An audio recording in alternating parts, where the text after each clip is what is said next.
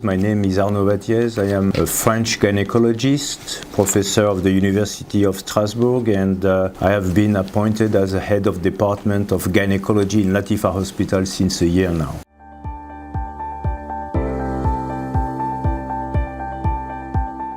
Pelvic organ prolapse is the descent of one of the organs in the female pelvis. That could be the bladder, the uterus, and or the rectum.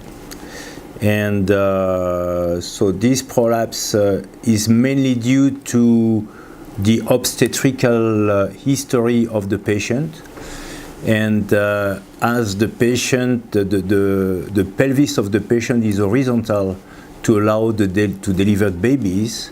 So when the patient stands up, there is a gap where organs can go just by gravity. And so if the muscles are distended, if the fascia are injured by the obstetrical life, so then we have a descent of organs. So this is a quite frequent pathology, and probably this is underestimated because this is something that patients don't like to talk about, and sometimes we are very surprised to discover this for other reasons.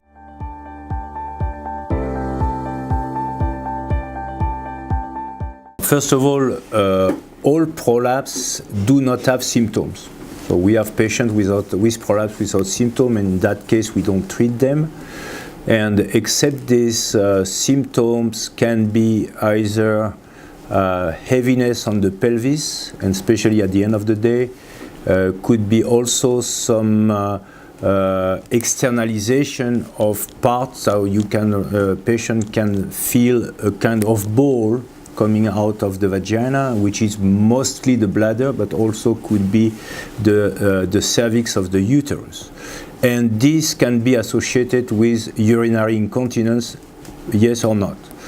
And so in the late stage, we may also observe some ulceration of the external part of those organs because they are normally inside and protected and don't touch any external structure. The natural history of prolapse is not always to become more and more external. So some patients get a certain stage and stay there. And again, if they do not have any symptom or disturbance, it's not necessary to treat them. In another case, we have an evolution, and the evolution is to have more and more descent, starting by the uterus, and then the bladder comes, and then the rectal comes. So that's why if you get a prolapse and if you start to get symptoms, it's better to treat it immediately. And the discussion is to know if we should treat only one compartment or different compartments, and we are going to talk about this during the conference.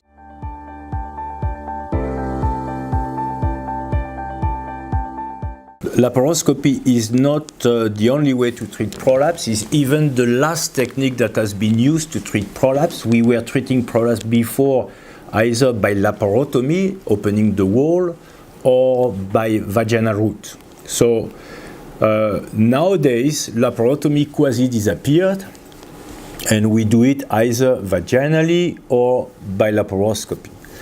And so those alternative techniques are not very clear, has no very clear indication. It's very difficult to say this patient should have this patient should have that. So most of the time, doctors have their training and their competences and do it vaginally or by laparoscopy, depending on that.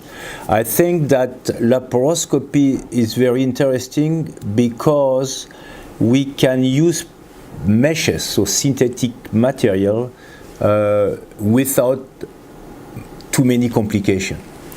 If we do that vaginally, we can, but this is associated with a higher risk of infection due to the external aspect of the placement. So the doctor will use, so normally we say for young patient, and I don't know what is the age, but for young patient we do better laparoscopy. For older patient, we do more vaginal repair. And then we can do it either with synthetic material or with native tissue.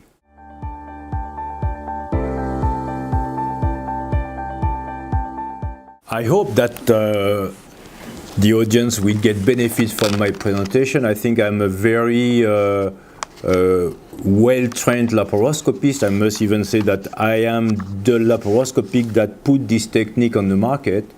I did the first case in 1991, and so I got an extended experience doing thousand and thousand cases. So let's say that I can deliver a good technical message with tips and tricks that people can use in order to save time, because this technique is quite technique, and so I mean high technicity, and so sometimes it takes a long time. So we can save time by knowing technical tricks.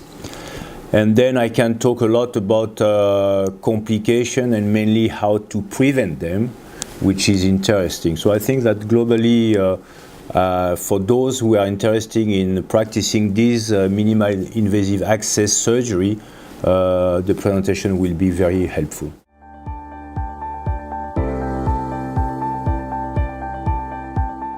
I think that globally any opportunity to talk, and specifically about prolapse, is interesting. That's why this, to take this subject in this second MENA Women Health Congress is very interesting.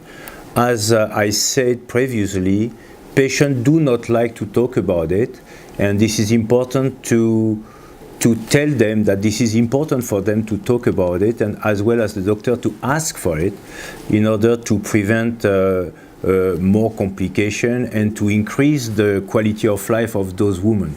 In our region, in this region of the world, I mean, we know that the parity, the number of kids per woman is very high, and this is the main factor for prolapse. So we know that we have a lot of prolapse which are untreated, and it will be nice to talk about it. It is nice to talk about it and to promote treatment.